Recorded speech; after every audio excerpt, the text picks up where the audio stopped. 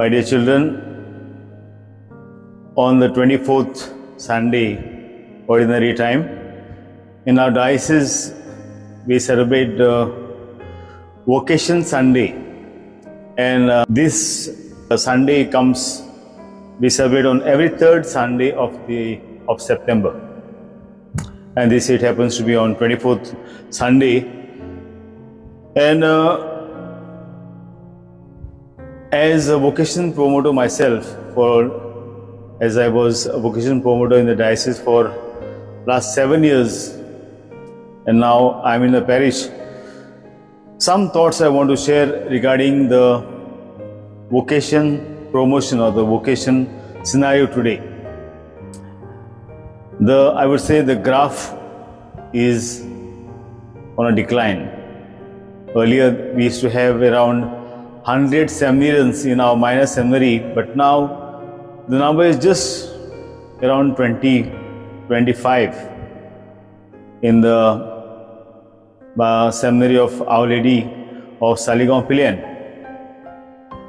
And overall, it is said that the trend, the graph is the vocations are on a decline. So some thoughts regarding vocation work, or the aspect of vocation. We know that vocation is a call from God to every one of us to choose a particular state. We know there are 3 states. One, a family state, where a person is called to embrace a family life. Second, a consecrated life, means we can either choose to be a religious or a priest. And the third one is you can either remain to be a single, but you can either consecrate yourself or remain to be a single. But every one of us, we are supposed to choose any one state. And today, when we celebrate the Vocation Sunday in our diocese, the UCAT for kids, it says that priests are men called by Jesus for a very special role in the church, to bring God closer to His people and His people closer to God.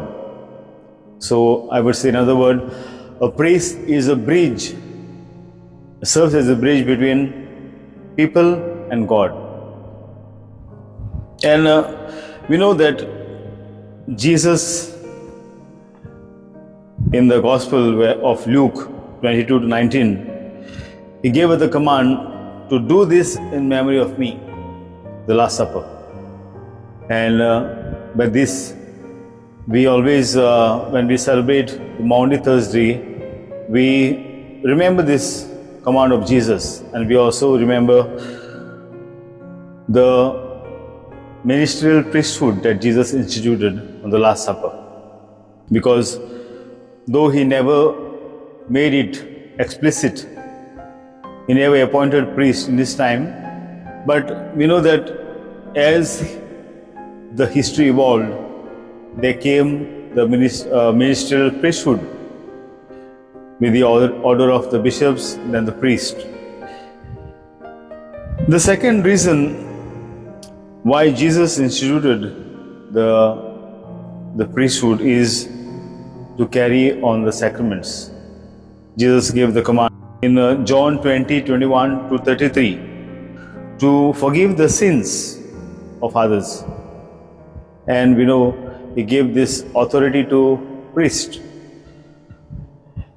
and also to dispense the other sacraments, especially the sacrament of baptism. In Matthew 28:18 to 20, He says, "Go therefore, make disciples in my name, and baptize them in the name of the Father and Son and the Holy Spirit." So we know the priests are carrying on the command of Jesus by preaching His word and also dispensing His sacraments, administering His sacraments. Now, what is required to be a priest? We know that it takes a long, almost like 12 to 13 years to be a priest. The training is long. But I would say the first requirement for anyone, if he wants to be a priest, is to have the burning desire and a zeal to serve Jesus or to carry his work.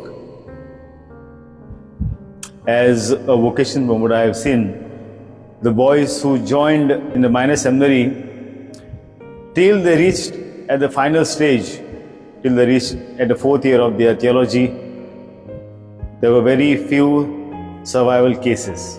And we know the reasons are many. So the first thing required is zeal and commitment and perseverance, I would say. Because in this long journey of formation, there are many obstacles one has to encounter. The second requirement is a good health and also a very virtuous life. If you don't enjoy good health and if you are not virtuous enough, I would say you are not fit to lead others, because as a priest, you yourself have to live a very virtuous life, a very holy life where others are drawn to you, others are drawn to God by looking at you. Third, a desire to serve people. The basic requirement of a priest is, one of the basic requirements of a priest is to serve the people. He is not supposed to be in his office or expect a very cozy life. And that's what Jesus says in today's gospel. If you want to follow me, you need to take your cross. Say no, deny yourself and follow me.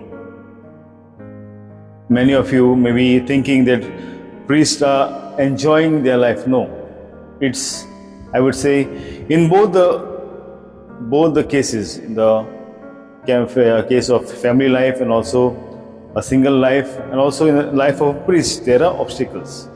But Jesus never abandons us. Jesus provides us His grace.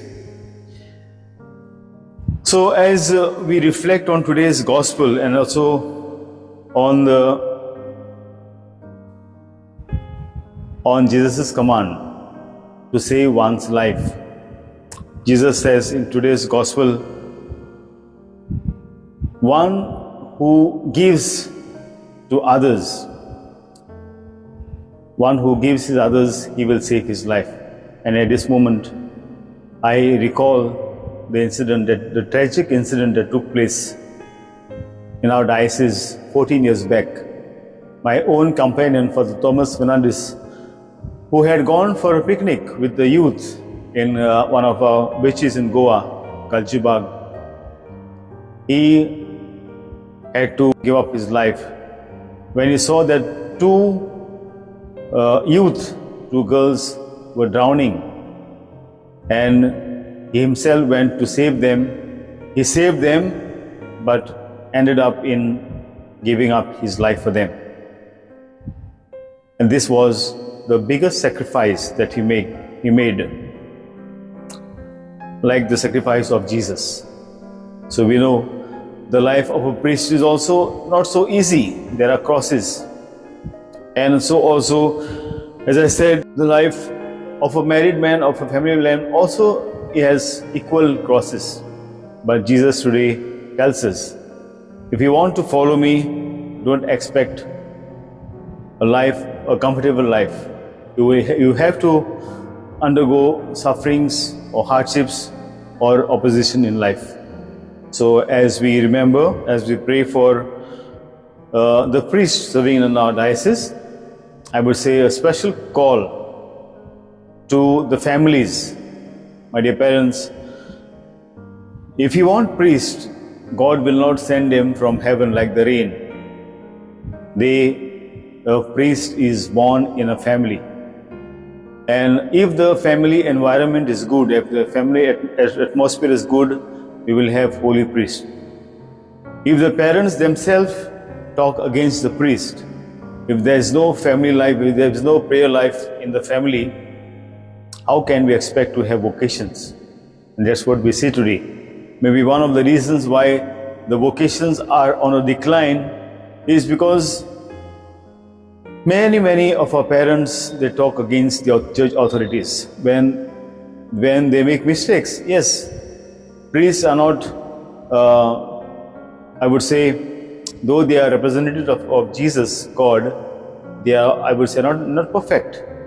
They are also chosen from a human community, and they are bound to make mistakes like everyone. So let us not judge them. God is their judge. God will see if they are living a very faulty life. God will see to that.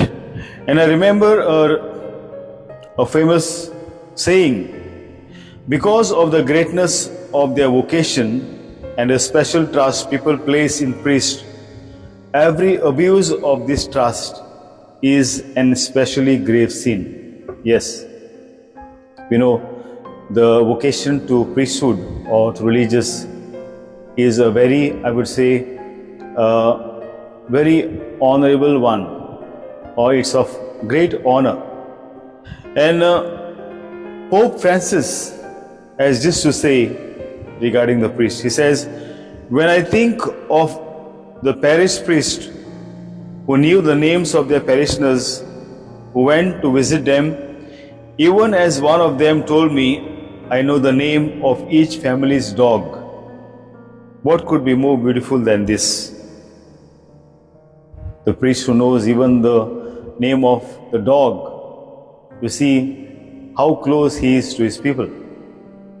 And one more famous spiritual father, Blessed Charles the Foucault, says, the priest is a monstrance. His role is to show Jesus. He himself must disappear and allow only Jesus to be seen. A beautiful quotation indeed. This great saint to be Blessed Charles the Foucault.